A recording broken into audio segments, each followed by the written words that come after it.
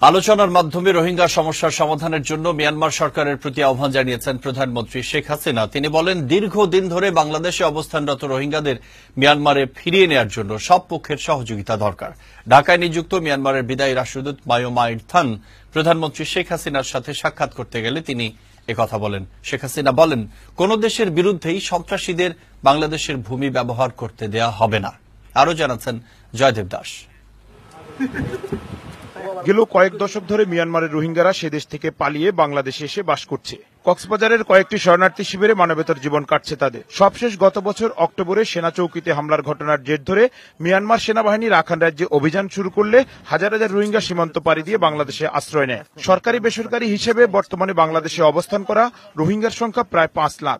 ঢাকায় নিযুক্ত মিয়ানমারের বিদায়ী রাষ্ট্রদূত মায়ো মাইন্ড থান মঙ্গলবার প্রধানমন্ত্রী শেখ হাসিনার সাথে তার কার্যালয়ে সাক্ষাৎ করতে গেলে রোহিঙ্গা প্রসঙ্গটি আলোচিত হয়। প্রধানমন্ত্রী বলেন, বাংলাদেশে অবস্থানরত মিয়ানমারের রোহিঙ্গাদের আলোচনার ভিত্তিতে দেশে ফিরিয়ে নেওয়া উচিত। মিয়ানমার সরকারের প্রতি আহ্বান জানিয়ে শেখ হাসিনা বলেন, রোহিঙ্গারা মানবেতর জীবনযাপন করছে, তাদের নাগরিক অধিকার দিয়ে আলোচনার ভিত্তিতে দেশে ফিরিয়ে নেওয়া উচিত।